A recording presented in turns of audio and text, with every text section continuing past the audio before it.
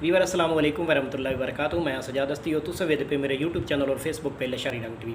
Weaver अज बहुत बड़ा shooting वाली बार हो रही है जनाब। मेरे तहसील 18 ज़िला जंग असिस्टेंट व कमिश्नर 18 शूटिंग वाली बाल करा रही है पिया जिद विच 4 क्लब इन पे 2 मैच उस मैच इंशाल्लाह साढ़े 5 बजे शुरू हो गई सी। जेड़े बा मेरे चैनल ते नवे हो पे चैनल सब्सक्राइब कर ली सो और बैल आइकन जरूर दबाई सो ताकि मेरी हर मैच की और हर व्लॉग की वीडियो आने वाले नोटिफिकेशन तुम्हें मिल सके। और अज का जोड़ा मैच है पिया इंशाल्लाह लाइव चली सा। अगर लाइव ना होया तो उसकी वीडियो तुम्हें बाद में अपलोड हुई मिल गई सी जनाब।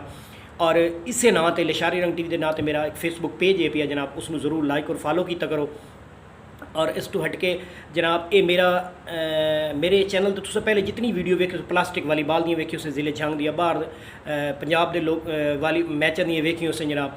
और पहली दफ़ा शूटिंग वाली बाल का जोड़ा मैच है पिया वो मैं जनाब इस चला रही हाँ पिया। मेरे जरूर सब्सक्राइब करो सो। और हाँ दिन 5:30 बजे ये शूटिंग वाली बाल 18 यानी कि खुशार बोर्ड पर हो रही है पिया मैच। और उस हट के रात को नासराबाद शूटिंग वाली बाल का 2 टीमों का एक मैच हो रही है पिया वो भी इंशाल्लाह तुहानू उसकी कवरेज दिखाई सा जनाब। और जोड़ा चैनल का लिंक है पिया जनाब, जेडे मेरे फेसबुक फॉलोवर हो पे जनाब चैनल का लिंक दे दिता है पिया जनाब। इसनों सब्सक्राइब कर ले सो जिन्हें इन्हें सब्सक्राइब नहीं किया होया, और पेज में फॉलो कर ले सो और अच्छे कमेंट करे सो जनाब। दुआवां याद रखो जनाब। पाकिस्तान जिंदाबाद, पाक फौज पाइंदा।